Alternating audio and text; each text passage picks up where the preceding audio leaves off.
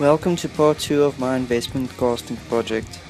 In this video I'm going to show you how I melted the wax out of my casting. If you haven't seen my first video, please check that out. Here you can see me melting out the bath candle. I don't want the bath candle wax to mix with my baby bell wax when I put it in the oven.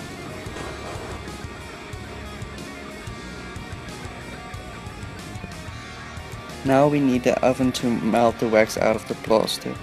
Any oven will work, just be careful not to place the plaster too close to the element, because you might scorch the plaster. This will make the plaster very brittle and prone to cracking.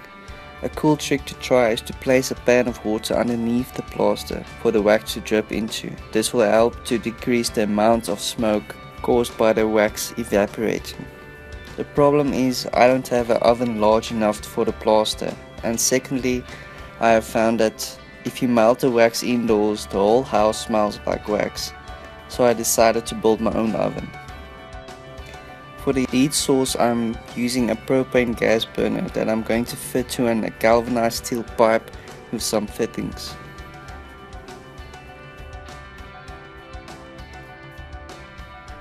If you're planning to use propane in your project, please be careful. Always ensure you're working in a well-ventilated area. Accumulated gases can in large quantities cause explosions.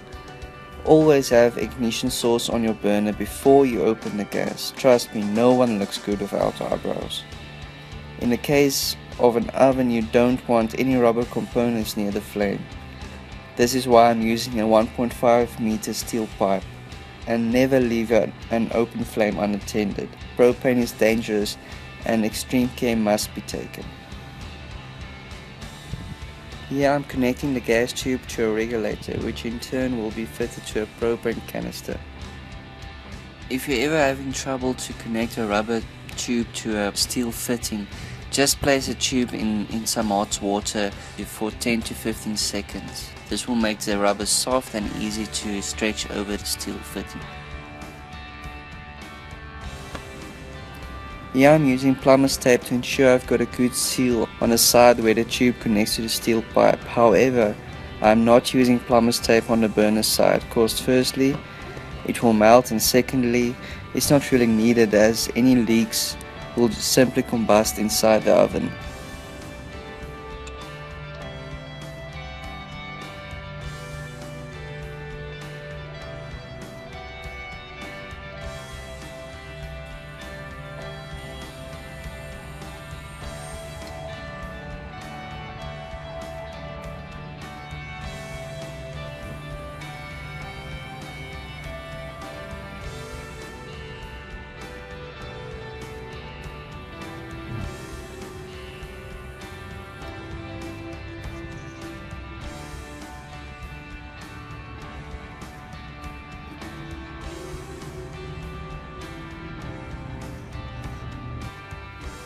To ensure that the flames doesn't scorch my plaster, I'm using an old spade to cover the flame. For the body of my oven, I'm using all discarded bricks and a slab of concrete to top it all off.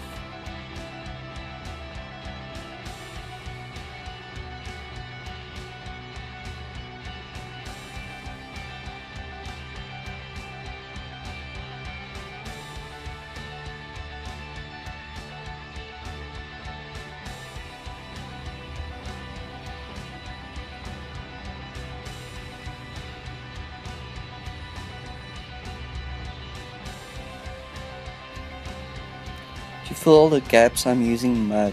You can use concrete to build your oven if you're looking for something more permanent. The best oven in my opinion would be a steel drum lined with clay and fire bricks. I'm going to use a 50mm copper tube with one end flared open to capture my dripping wax. For a stand I'm using a steel wire basket, but you can use bricks if you want.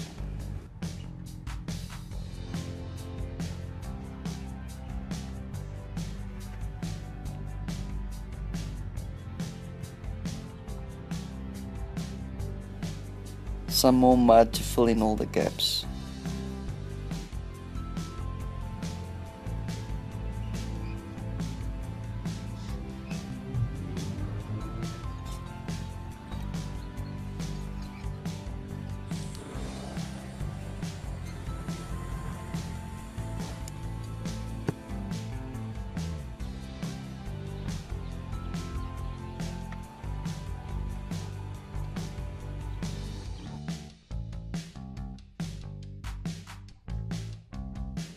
Here I'm checking at the temperature of the oven. I don't want it to get too hot or else it might scorch the plaster.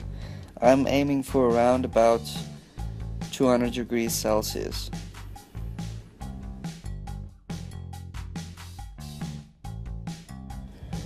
And after around about an hour of waiting, the first sign of the wax started flowing out of the plaster.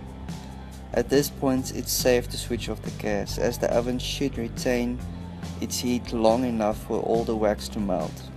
One problem with my design is that the copper tube gets super hot, and as the wax starts dripping out, instantly vaporizes as it hits the copper tube.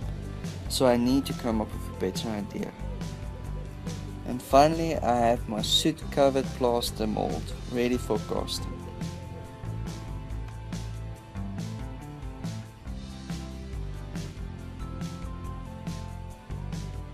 Hope you enjoyed my video. Please stay tuned for part 3 where I finally finished my casting.